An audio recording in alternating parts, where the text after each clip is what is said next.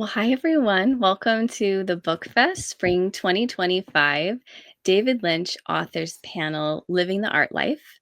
I'm Em Marinelli, and I'll be hosting this panel of incredible authors who have written amazing books and crafted essays and created magazines all about David Lynch's art. I'm so excited to talk to you and hear your stories.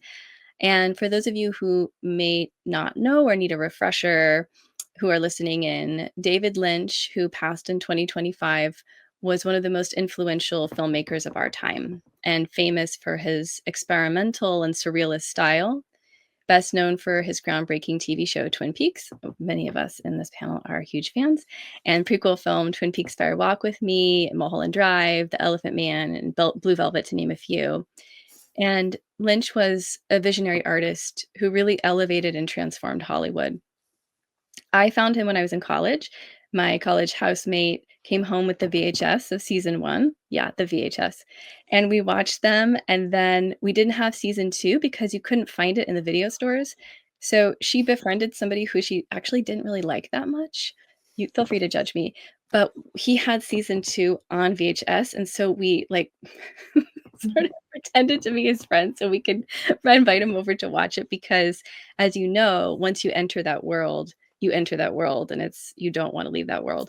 And since then, I've written pieces on Nadine Hurley and Harold Smith. Nadine is my favorite character in Twin Peaks, and Harold Smith. And I started a podcast talking to people about their Twin Peaks tattoos because I have a lot of Twin Peaks tattoos, and I thought other people did too. And then turns out they do. And then I get to hear their stories and what their ink means to them. So I've been a fan for all of these years, and I'm just leaning fully into the obsession, and I'm totally happy with that. And I'd love to hear from each of you. How did you become a fan of David Lynch? And also, what have you written about his work? And Courtney, why don't you start us off? I became a fan of David Lynch before I even saw anything that he wrote or filmed. I was a young child in the 1980s, and my parents, who never went to see movies, went to this film with their friends, and they came back and they were horrified. And they said, "We saw the worst film we've ever seen. It was terrible. It left a mark on us." And I was a kid, and so I was really curious, and I asked what was in it, and they were trying to explain the plot. And they said, they told me about this image that seared into my brain. They said there's a man who finds a severed ear in a field. And that just was seared into my brain, and it could never leave me. And it was a long time before I saw Blue Velvet, because I was very young when my parents saw this movie, but it always stuck with me, and I never forgot it. I still don't forget it. But that was the beginning of my love for David Lynch, and of course, eventually watched Twin Peaks when I got a little bit older and some of his other films. But that's my first encounter with David Lynch. Fantastic. And tell us a little bit about what you've written about his work. So I wrote a book called Laura's Ghost, Women Speak About Twin Peaks, which is a book I really wanted to write. They say, write the book you want to read. So it centers Laura Palmer and the story of Twin Peaks, and in the film Fire Walk with Me. And so I interviewed actors and people who were kind of around that character. I also interviewed women from the fan community who also had much to say about Laura Palmer and what had happened to her with her trauma.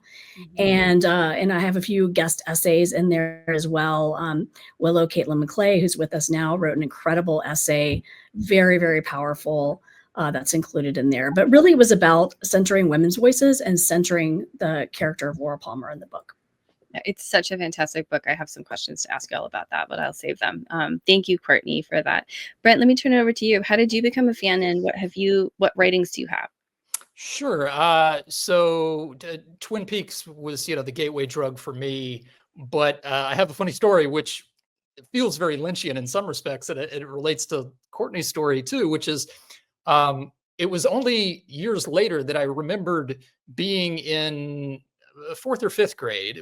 I was in elementary school where we had sort of like guest speakers come and talk to us in the school library about things that they did. And there was a gentleman. I grew up in North Carolina, I should say, so not near Wilmington where Blue Velvet was filmed, but there was a guy who came in and he was talking about, oh yeah, like I worked on this movie called Blue Velvet. Have any of you heard about it? And of course, these little 4 and 5-year-olds were like, no. And then he proceeds to tell us a story about, well, I helped craft this broken leg, and he worked on the effects of the blood and this and that. And of course, as a kid, you're sort of morbidly fascinated by this. He really knew his audience, right? Right. And the thing is, I don't think he was anyone's parent, which is additionally weird. It's not like I knew, oh, that's Jim's dad who worked on the film. No clue his relationship to, 9 and 10-year-olds at the time. But that's something that I reflected back upon, when Twin Peaks came out, and I was like, oh yeah, like this guy talked about Blue Velvet. What the heck?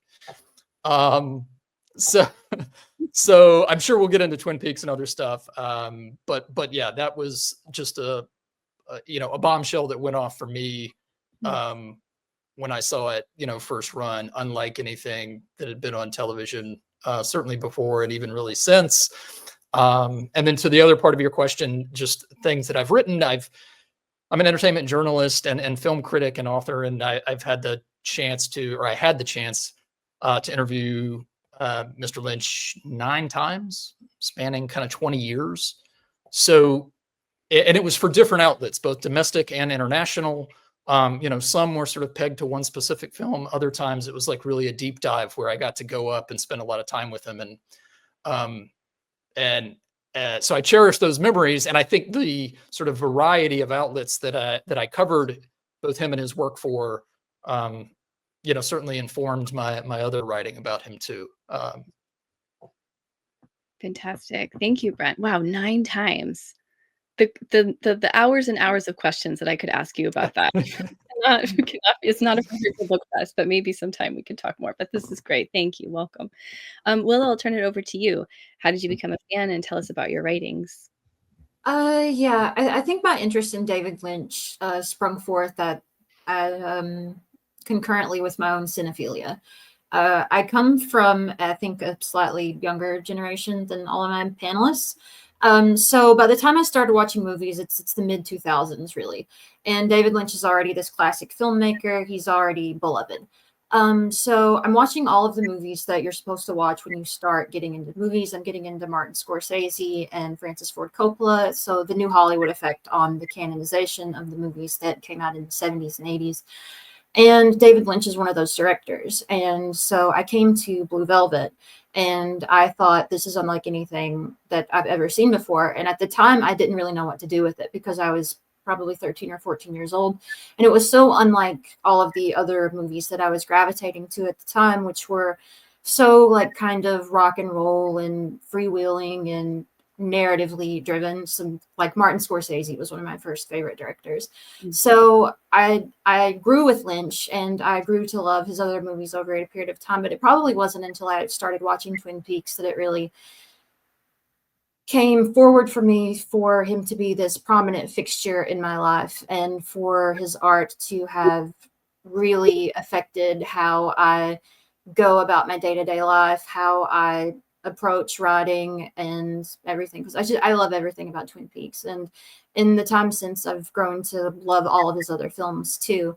And regarding my own writings about David Lynch, Courtney has already mentioned that I have an essay in Laura's Ghost.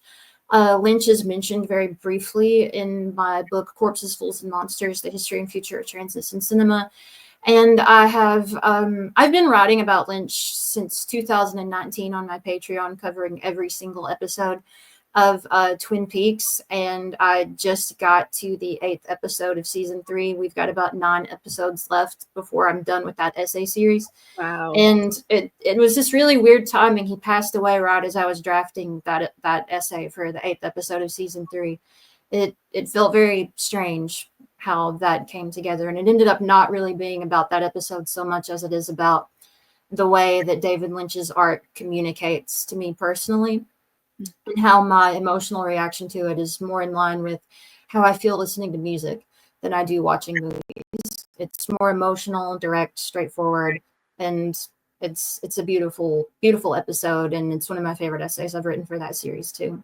Gorgeous. I love that convergence, the synchronistic convergence of that episode and his passing. Thanks so much, Willow. Well, Scott, how about for you?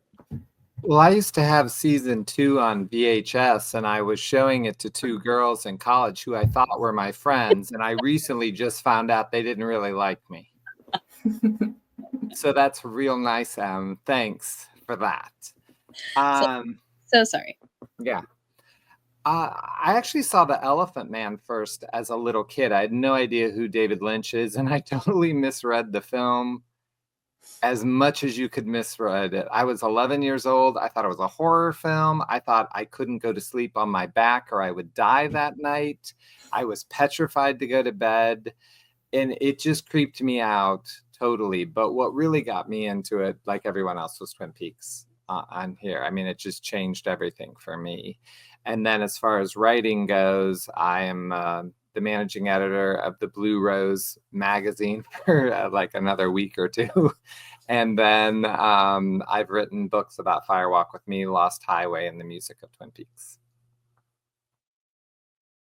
Great. Thank you all. Welcome. I just love hearing about your work, and it's so exciting to be able to talk to you.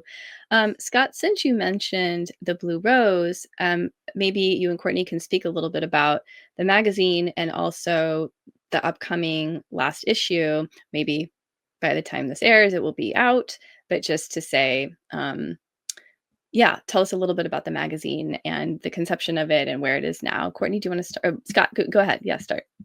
I was just going to say we started it in 2017 because Twin Peaks was coming back for a third season, and we've done 18 issues over 8 years covering so much of his work. The magazine covers more than Twin Peaks, but that's what brought it back to us. And as for the final issue, we have David Lynch on the cover, and it's very much a tribute to him and his life.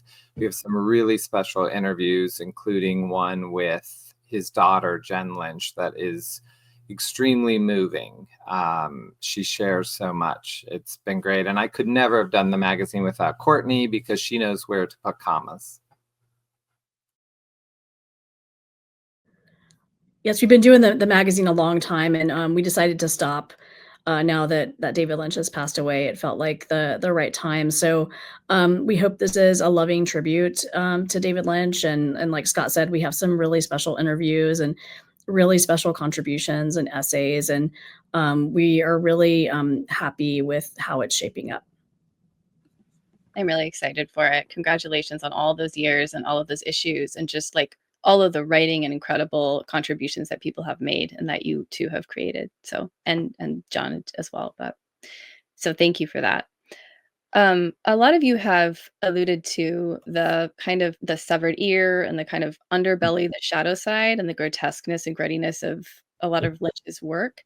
And that's appealing to me watching it, because it was somehow refreshing to see that curtain lifted back on, the sort of what's behind the white picket fences, a severed ear and sexual violence, um, kind of like speaking truths to what a lot of what is happening, truly happening behind closed doors. And I'm curious to hear from each of you how his work resonates for you, and also, because a lot of it's kind of weird, why you think more broadly it other people in like wider audiences connect to it as well. And maybe Brent, would you like to start with that? Oh, no pressure, right? I'll say, I'm sure the adjective I probably already mentioned it, and it will get bandied about here, Lynchian, right? Is kind of a fascinating litmus test. I don't know that there is an incorrect answer, but I've probably over the years read 200 different descriptions of what Lynchian means, right? And that things that delve into the darkness that you sort of alluded to, and being an appealing part of his work. And I guess I'm trying to sort of unpack some of this in the book that I'm currently working on. But for me, it was always not just weird, or really not weird at all. I think Lynchian and his work, it taps into something that is deeply, inherently truthful. And we sense that. We may not be able to articulate it. In fact, I think a lot of times we can't, but there are elemental foundational truths that are then sort of at odds with those thoughts, or they're framed in a way that's slightly unsettling, and confusing. And it's that cognitive dissonance that we feel about feeling something that is super true, that we know just inside of ourselves with all of the other trappings. And that was always a big appeal of his work to me. Certainly when I was younger, it was, and it's, in retrospect, I look back and absolutely 100% it set me off on the career path that I chose to follow, because I was interested in beyond the teenage vernacular of that was awesome or that sucked. I wanted to unpack the depth of my own feelings about how I felt. You know, how could I be so unnerved or confused by something and just drawn like a moth to a flame, you know? And so I think his work, inherently, it explores things that we know to be true, and it's the manner in which they are presented to us and the form and frame that is so different. I'm not sure if I answered your question now, but Yeah, absolutely. Yeah, the truth. It's the truth and how it's presented in this incredible aesthetic that's unlike any other I've ever seen. But that truth that speaks to us and draws us in. Yeah, gorgeously said. Gorgeously said. Courtney, let me turn over to you. This question about the same question.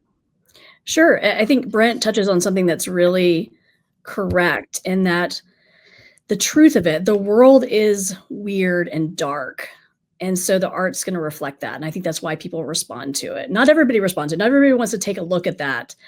But it reminds me of, in Lynch's book, Catching the Big Fish. And he's talking about how he gets ideas and art.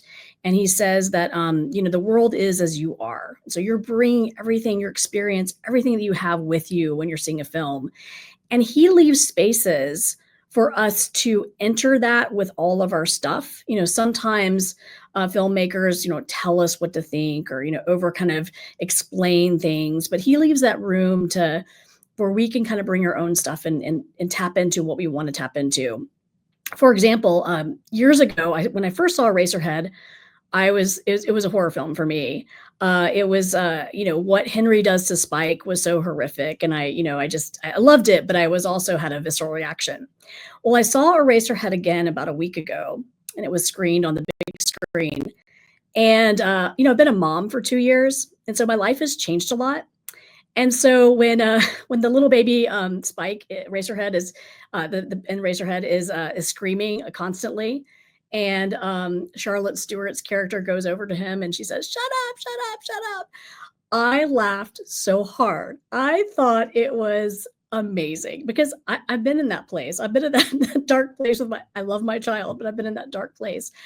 And I think that's why it resonates, is, no matter what you're bringing to the work of your own experience, you're going to find something new and different every time you see Lynch's work. And because you're going to be different and you're bringing everything you have with you. And that's why I love hearing other people's interpretation of it, because it is also indicative of their own, experience and who they are. Beautiful. It reflects it back. And I love that you talked about leaving the spaciousness for us to make our own associations.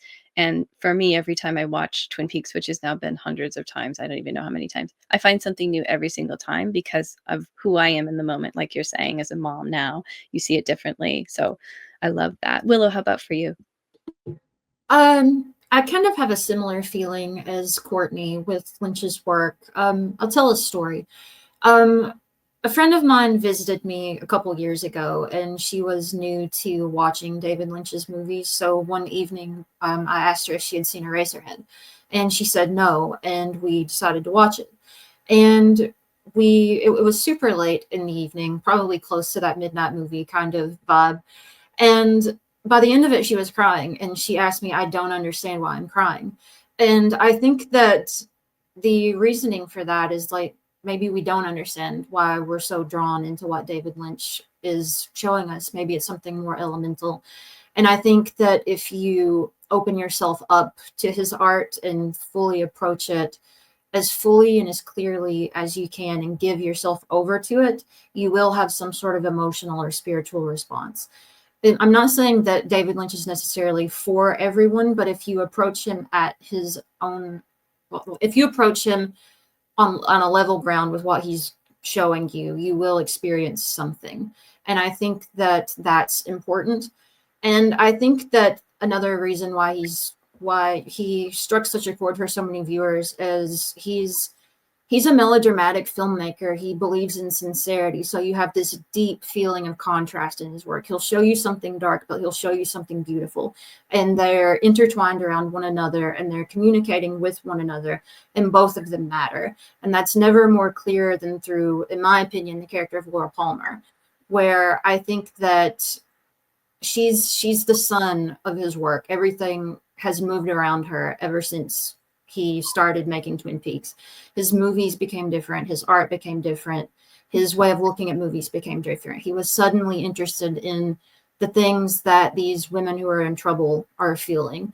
And he really respects the depth of that feeling.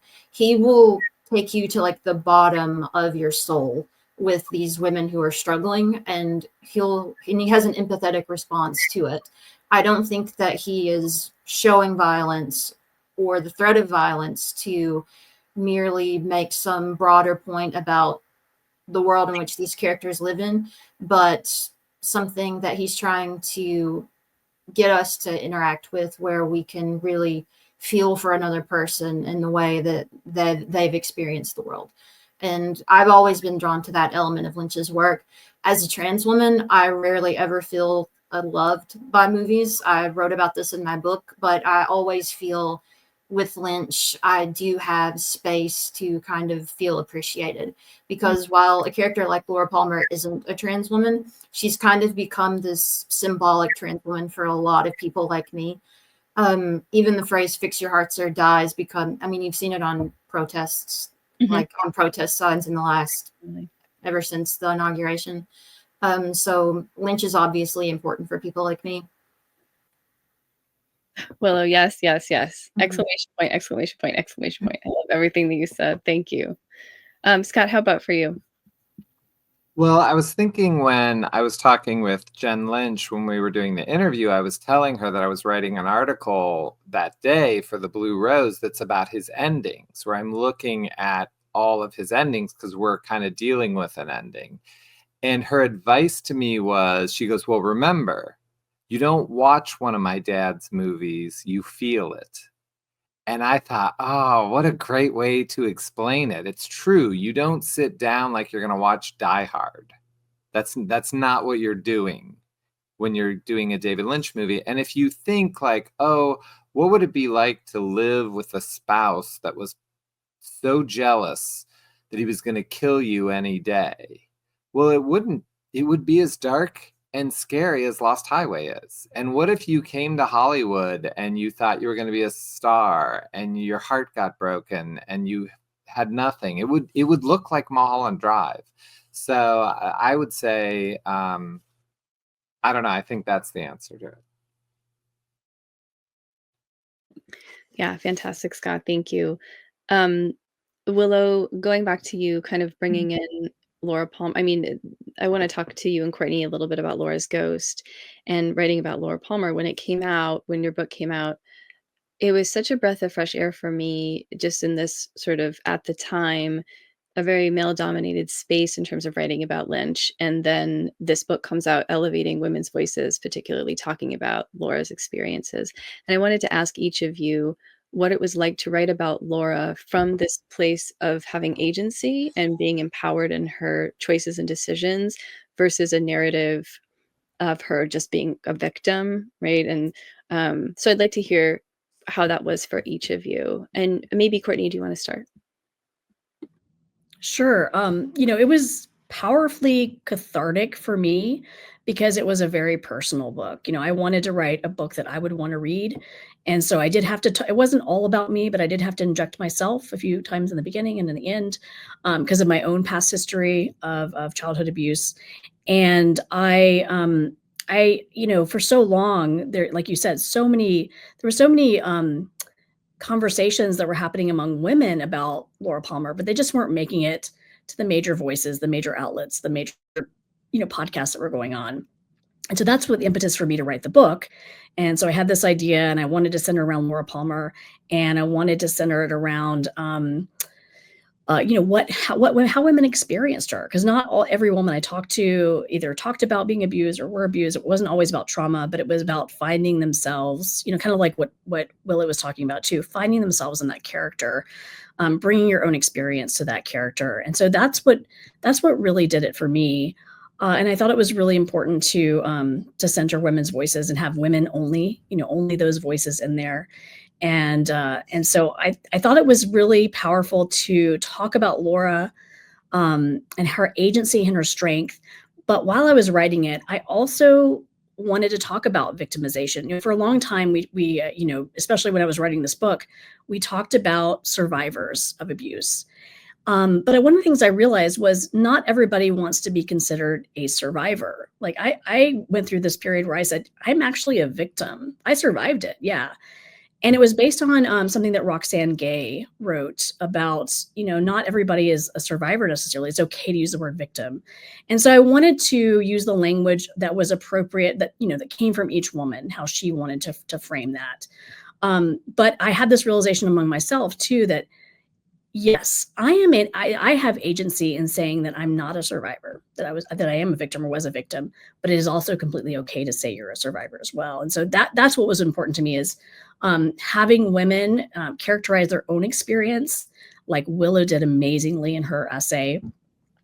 And that also plays into Laura Palmer's agency for herself and her, and choosing how she would live or she would perish. Yeah, the power of language, being able to create and choose our own language to describe our experiences instead of having that ascribed to us. Fabulous, Courtney. How about for you, Willow? What was it like to write about Laura? I think it's necessary to point out that Courtney got in touch with me after the essay that was published in that book was published on my website first. Courtney read it after I published it, and I think I published it a few months after the third season of Twin Peaks had ended. And I was just so profoundly affected by the ending of The Return, and I wanted to speak about my own history with abuse and my own interpretation of that ending, which I think is still rather unique among Twin Peaks fans. I think that the entire third season is about the failure of Dale Cooper. And it's when writing about Laura Palmer, I'm always kind of also writing about myself. But with this character, I always wanted to approach her with the same level of grace that I felt David Lynch did. And with that essay, Northern Star, I wanted to really underline the importance of this character and the importance of Fire Walk with Me. It's important to remember that Fire Walk with Me wasn't liked when it came out. It got trashed by critics, and it took many, many years for it to be a movie that broader cinephile cultures adapted to. It's a relatively recent phenomenon that people like that movie. I know that when I became obsessed with David Lynch, I was posting on movie forums, and I would say like, "Oh, Fire Walk with Me is my favorite movie," and that's in Lynch's filmography. And people used to give me grief for it because they're like, "Oh, that one's no good. It doesn't make any sense." These very silly criticisms to levy at a David Lynch film of all things. And I needed to say my piece with that film and with that character. And I've written about Fire Walk with Me many, many times since then. I recently had an essay published in Little White Lies to honor Lynch after his passing, about one particular scene in the film where I feel like that the log lady actually sees her. And it's the only time that anyone ever sees her in all of Twin Peaks. Everyone else puts their own ideas of who she should be on top of her. Everyone has this perspective of who she should be, and the log lady is the only person who sees her for who she is. And it's such an affecting scene, and I've come back to that one a lot over the years, but especially since Lynch has passed. And I just think that he saw her, and he was empathetic towards her in a way that I think is really appealing towards women viewers in particular. I think that we I don't want to speak for all of us, but so many of us who do love Twin Peaks love it because Lynch cared for what she was feeling. And that's why I love the character and love that film. Beautiful, and that reminds me of just what was being spoken on earlier around empathy and compassion, even if you don't have that experience, to be able to write from that experience and direct from the truth of that experience for her and to honor her and to honor her agency, which Fire Walk with Me certainly does. I agree with that. Willow too. It's such a great film. Mhm. And you're right. It's just coming around. People are finally understanding what we've known for so long, that it's amazing. Mhm. It only took people so many years. Mhm. Um, thank you for that. I wanted to ask you, Brent, a little bit about, well, first of all, if there's anything that you want to share from having interviewed David Lynch 9 times, that's the first question. So maybe let's start there. I will avoid the easy trap of, falling into a Lynch impression.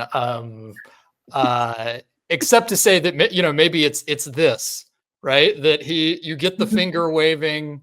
And what I loved about him, because I came to interview him, at a very young age. I was editor in chief of a free weekly paper, and I shot my shot where I was like, this is at the time when he had all this creative work he was doing with his eponymous website, and I said, hey, I want to unpack that, and then also, sneakily talk to you about the Twin Peaks Fire Walk with Me deleted scenes that are held up in limbo.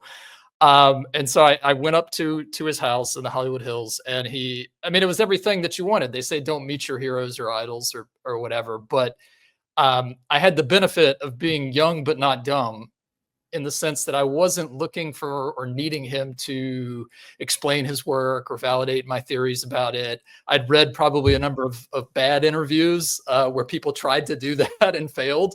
And so, it was a conversation about creativity and ideas, and that's what he sparks to.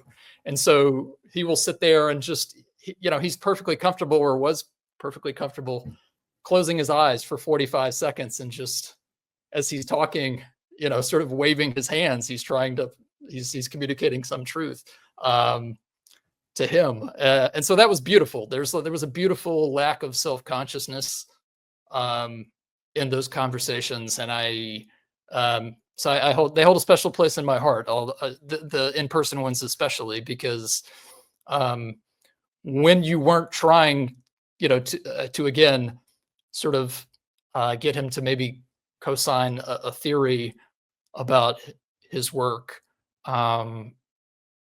he was not weird or unusual. He was someone who was so in tune with himself, as I think, Kyle MacLachlan and others have spoken really movingly about, like, just his authentic, true, genuine, creative self. He was plugged into that. And if you were talking to him about those things that interested him, it was so beautiful. Thank you, Brent. Thank you for sharing that, and your experience of actually being with him and what it felt like and what it was, and that truth again that comes out with being with him in his presence, but also in his work. You're writing a book about, not about him being a director or filmmaker, but him as an actor, which I think is amazing and exciting. Tell us about the choice to focus on his acting. So, I'm really honored to be here with my fellow panelists, and who've written, some incredible books and essays about Lynch's work. I felt like I had fruitful interviews with him over the years, and it was such a joy to be able to unpack his work and his career more broadly for different audiences. But whenever I had the idea of, like, tackling something longer form, it was super intimidating, because so much has been already written about Lynch, I think very deservedly so. And I felt like, oh, well, what can I add, or what is different? What's the hook? And Zelly and Me was a film that I had seen probably, along with Scott and Courtney, who came to Twin Peaks in the first run. Willow, your experience may have been differently, but at that time it was, oh, I'm super interested now in everything that Kyle MacLachlan is doing and Mark Frost is doing and all the other writers and directors and actors. And I've just vacuumed up all that. And so Tina Rathborn, who was an episodic director on Twin Peaks, she had made this film with Isabella Rossellini. And David Lynch, who was dating Isabella Rossellini at the time, just before Twin Peaks, he appeared as an actor. He appeared playing the sort of boyfriend of her nanny character. And I'd seen it. It is a very unique film in many ways. I won't enumerate them all, but it does center female voices at a time when that was super rare in studio fare. And to jump back to sort of the main point, thinking about how to write about David Lynch differently, I began to reflect on sort of a change in his work, in his mindset, that I think did flow from Twin Peaks. And I think Willow spoke, quite intelligently and beautifully about that. I think he did become enamored with, fixated on, fascinated by the character of Laura Palmer. I also think that world was something that he wanted to step into. And we saw that with the character of Gordon Cole. And so I was interested in this period, this kind of transitory period that, found him sort of, quote unquote, just doing a favor for someone like Tina Rathborn and stepping in and playing this very small supporting role to Gordon. The role of Gordon Cole was initially conceived as just a voice cameo. And then he literally, appears and steps into the series. And then there's other films and appearances as well. And that there seemed to be a through line. And I became really just fascinated on a personal level with unpacking what Twin Peaks meant to him, how the character of Gordon Cole represented the complexity of those feelings, the depth of those feelings. And then it was also a really fun way to explore, all these other things. Like, is David Lynch voicing a bartender on the Cleveland Show? Yes, he is. There was that. There was the Fablemans. There's a lot of sort of quirks and curios out there that were really fun to explore as well. So it's that was the nature of the work, and the book, is going to be The Dreamer's Path, Twin Peaks, and David Lynch as an actor, because hopefully it addresses both of them kind of substantively and in a informed way, but also a fun way for some people to really have a chance to recollect on, the making of those works. I'm so excited for it, Brent. I'm ready for this. I think the community is also ready for it because it hasn't been focused on in the way that you're talking about and from the perspective that you're talking about. So yay. Yay, yay, yay. Bring it. Let's have it. Thank you so much. Scott, you have written a lot of books, and you've written books on Lost Highway and Fire Walk with Me, and then your new book, Always Music in the Air, is about the music of Twin Peaks. And in all of your books, there's you in the books and your stories, but there's also and kind of analysis of things, but there's also a lot of incredible interviews from production folks, cast, crew, just you name it, for all of these projects. And really what you've done is created these like beautiful and important oral histories that are now forever like preserved in this way, which I think I'm so grateful for. And I imagine a lot of people, maybe people who are listening and watching, are also grateful for. Tell us why your decision to create that format, and also any kind of like fun or like spicy things that you've learned from an interviews that you've done, just like some hits of spice. Well, first of all, I know Brent's like showing off about how he went up to the house. Well, I want you to know that I had a Twin Peaks friend of mine drive me past David Lynch's house. I jumped out of the car. They zoomed up. I did a selfie in front of the house. They came back down the hill. I dove in the car and got out of there. So I think that's the same as being invited in. And, you probably had coffee with David Lynch too. It was fine. I did a selfie, and I do have a picture in front of the Lost Highway house. It's pretty much the same thing. You're right. Yeah. It's the same. It's equivalent of what Brent did. Yeah. It's like 9 times and diving in my friend's car as we go past. Same. The reason that I think the thing is all of us have these theories about David Lynch, like Courtney was saying, like, oh, now when she sees Eraserhead, she can't remove her own child from this experience. And that's how all of us feel about every single David Lynch movie. So when I sit down to write a book about one of his movies, I don't want to say what I think, and I never do. I don't really, in any of my books, I'm not there to what I call Lynch-splain you, because it's not a good look. And also, like, supposedly there's an essay on YouTube that says, I will explain everything about Twin Peaks to you in this 4-hour thing. No, you won't. You can't. No one can explain a David Lynch movie, not even David Lynch. All that can happen is it can roll over you. So therefore, how are you going to cover it when you write a book? And to me, it's talking to the people that helped him create his art. So talking to the DPs, Peter Deming for Lost Highway or Ron Garcia for Fire Walk with Me. Their stories are incredible. And, you learn, like, if we go to Fire Walk with Me, there's a very famous shot of Laura Palmer and Moira Kelly laying on these couches, having a discussion after school, and the camera is way high. And this was, before you could put any camera anywhere. They had huge cameras. So talking with Ron Garcia of why was the camera placed in the ceiling, and then why does the scene end so tight on Laura's face that there's nothing that can escape her? It's a beautiful scene. And I don't want to say, oh, it's because Bob is getting her, or something like that. I really want to know about the art of it. So that's what my books are about. And then with Peter Deming in Lost Highway, they film, it's very dark. And there's a dark hallway that Bill Pullman walks down and he just disappears.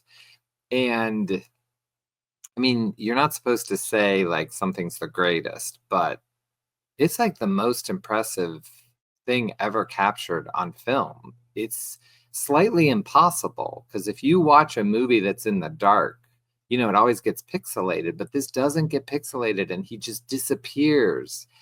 And I wanted to know, so I interviewed the camera operator, the DP, the set design, the makeup artists who had to make sure that Bill Pullman's makeup wouldn't mess it up. All these people worked together because David Lynch wanted this character to slowly disappear down a hallway. And those little things, that's what my books are about, because I want to know how. I want to know how the sausage was made. Spicy enough for you? I brought it back to sausage. See, that was the spice. Spicy sausage. Yeah, that's perfect. Yeah. That's great. Thank you, Scott. Yeah, and yeah, your books really do capture all of those things and answer a lot of questions and have like never before like information that you wouldn't get anywhere else. So it's really powerful what you've done. And I want to throw it back to you. I'm going to take over, just like everyone knew I was going to eventually, and say that you are hosting a online class about the healing magic of Twin Peaks, and you're a therapist in real life.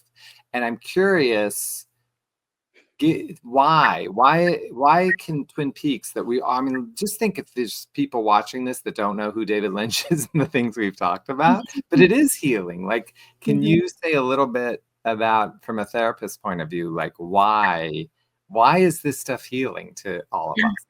Well, I think it just like it's about what everyone's already talked about around compassion and empathy, and to be able to see some of our own experiences in whatever way reflected back. And again, the veil lifted into these dark places.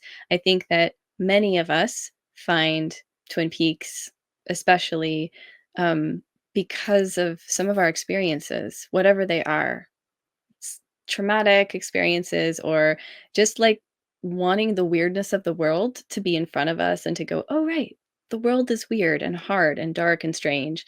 And there is magic in the world. There are synchronicities. There are magical things in the woods that happen. There are these transpersonal and spiritual elements that are there.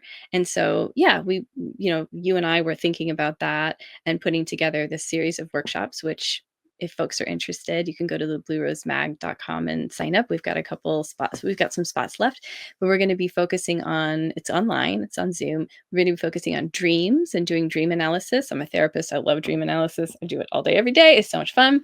I play in the world of dreams a lot.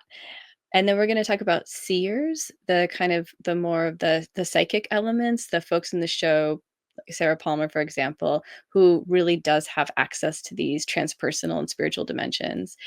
And then Laura, of course. Laura is the one centralizing her, a lot of what we've talked about already. And then the last one is the aesthetics of Twin Peaks. So looking at what are the production elements, what is the setting, how is the town of Twin Peaks its own character, and what are the archetypes represented there, right? The double R diner as home or hearth, things like that. So we're going to get together online with a bunch of Twin Peaks wonderful weirdo nerds and play and explore and talk to each other and do dream analysis.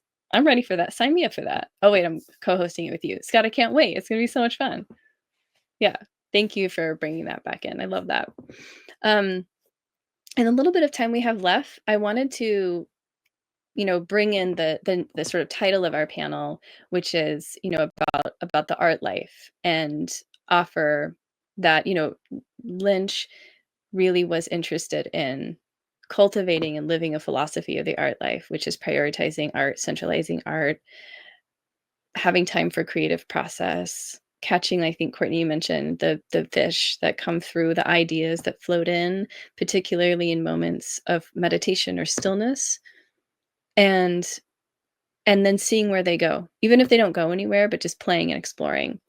And for me, when I meditate or when I walk in the woods, I really try to tap into and make space for those fish to come in, and then write them down or voice memo them to myself. I make time to write every day, even if it's just for 5 minutes, because it matters to me to do that, to keep writing, and dancing and other things that are artistic things that bring me joy.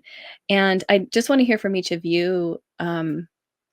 What does living the art life mean to you, and how do you hold that in your creative processes? And maybe Courtney, you could start us off. Sure. I think the number one thing is, like you said, making space and time for it, which is really difficult. A lot of us have jobs or families or just stuff that's going on in our lives. And even just getting in the mental headspace can be difficult to do that. So making time and making space, thinking about art, interacting with art, even if you're a writer or you're an artist, you're making it. But I also think you should be, I don't want to use the word consume because it has sort of had this capitalistic, but you should be interacting with art. You should be seeing it. You should be experiencing it. And you should be talking about it with other people. That's what inspires me. And also when I was thinking about the art life too, and this may not be sort of the positive, aspect of this, but I think it's important is as writers and artists, you're going to get criticized, and not everybody's going to get what you like. They're not going to like it. They may say mean things about it. A lot of people watching might be writers themselves. And that should spur you on. One of the most negative comments I got about that really kind of got to me about Laura's Ghost was someone wrote, Laura deserved better. And I was thinking, she really did, but this is the book that I wanted to write because I wanted to read it. And I gave my heart and my soul. I had to go to therapy while I was writing it. So she absolutely deserved better, but I gave it my all. And that's all that matters. So not everybody's going to like what you do, but keep doing it. That's what matters. Do it no matter what. Get your voice out there, get your vision out there, even if people don't get it. Absolutely. Keep doing it. Willow, how about for you? For me, the art life is the pursuit of something beautiful. It's so easy to get bogged down in the structures of life, but I find that art can kind of liberate yourself from those structures. And I never try to structure my day to such a degree where like I'm doing this and this and this and this and this and only ever these things. I like to give myself the space to allow myself to be creative if creativity comes to me. And I think that the art life for me is something that I'm in pursuit of. It's not necessarily about art so much for me as it is about joy. And I find that in the case of Lynch, doing art, creating art every single day did bring him joy. And not all of this art he shared with us, not all of this art, I'm sure but I'm sure he cherished all of it. And I'm sure he cherished the time that he spent with it. And I think that as artists, I think that it allows us to tap into something really inner and inside of ourselves where we can fully understand what we want and what we need better. I know in the case of my own experiences with creating art that it allows me to have some level of control over the madness of like just being alive, like just being a person is chaotic, but art is this beautiful place where you can play around with that chaos and put your own identity into it and say what you need to say, and you don't even necessarily have to share it with other people. You can do it for yourself, and if you do it for yourself, I think that that's healthy. And that's always been my mantra with art. It's about joy and happiness and finding contentment in what I'm creating, because if I'm happy with what I've made, then everything else that comes with it is just a bonus. Fantastic. Thank you, Willow. Yeah, absolutely. Brent, how about for you? Such beautiful and evocative answers. I mean, I would echo them 100%. I think personally, it's the art life represents keeping as your North Star something that you have passion and interest in. I can't imagine a more empty life than getting up every day and doing something that you don't have a vested interest in, that isn't interesting to you, that you're just trying to scrape by and make a couple $100, to pay the rent or something like that. I will say, sort of leaping off and kind of what Courtney and Willow talked about, that to me, the beautiful thing about David Lynch's promulgation of the art life would be that it absolutely, I think it applies maybe to a lot of people listening to this panel, with respect to their own creative lives. But it always struck me that the manner in which she talked about it, it didn't only mean people who were creative, either professionally and just avocationally as a hobby, that having an open heart and mind, by definition, means that you are going to be brokenhearted in life, and that you are going to be like riven by anxiety and uncertainty.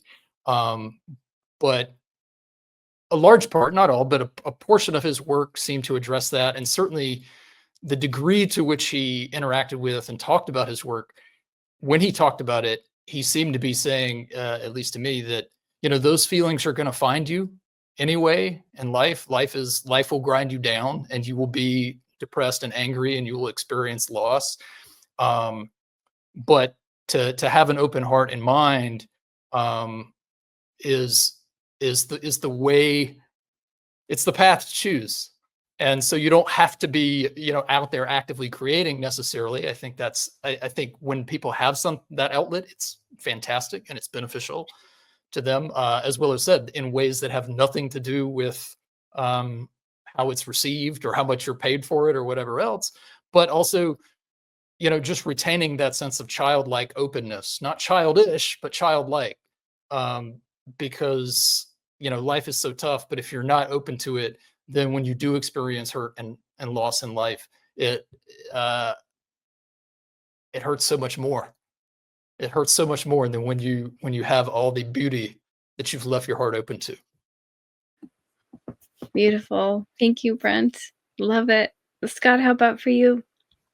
I've been watching The Art Life, which is a documentary about David Lynch, which is where that, this sort of comes from. And one of the things that strikes me in that documentary is how much he's just sitting in a chair doing nothing, and they keep coming back to it. And that is the art life that I try to explain to people so much, that a lot of times I'm just sitting there. It's because I'm thinking. And you can't Like, yes, you paint or you type or you print, but you think, and that is the art life, is sitting there doing nothing. A lot of times I'm actually working. I'm not trying to get out of taking out the garbage. No, that's not what I'm doing. I'm thinking. And there's no way Laura could have deserved better than Laura's Ghost. So forget that person, Courtney. Your book is absolutely perfect. Laura could not have done better with that. Thank you, Scott, and I agree with what you just said. I'd like to just take a very quick, like, less than a minute each to just say, all of your people will buy your books, add to cart all of these books, including Brent's pre-order, if we can, whenever we can, that you'll get all the information about that and how to find everybody, but just a really quick round of anything you're working on next, a next project, a next sketch that you're doing. It doesn't have to be something around writing, but just something in the world of the art life that you're working on. Scott, do you want to start us off? I'm working on, like I said, the Always Music in the Air and the final Blue Rose. So that's where I'm at. How about for you, Willow? I have a few books that I'm in the progress of working on right now that I can't talk about, but they will be of interest to people who like David Lynch. In one of these books, there's a chapter on Inland Empire, so just stay tuned. And in the meantime, I'm writing about Twin Peaks every month on my Patreon, so I'm always thinking about and writing about David Lynch. Fabulous. And I have to just say once again, Corpses, Fools, and Monsters, add to cart all these books. I can't stop. I'm obsessed with this book, and Willow offline we're going to talk about. Courtney, how about for you? Yes, real quick. Definitely subscribe to Willow's Patreon because I have been for a long time.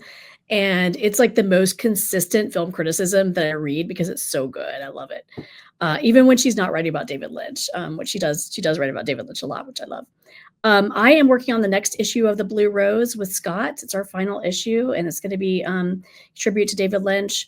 I also have a novel that's been percolating for a while too. So hopefully that's my next step, is getting that novel published. I won't say much more because I need the ideas to percolate before I say anything. I need that art life, that stopping and thinking. But that's coming up next for me. That's so exciting. Courtney, have you written fiction before, or is this your first?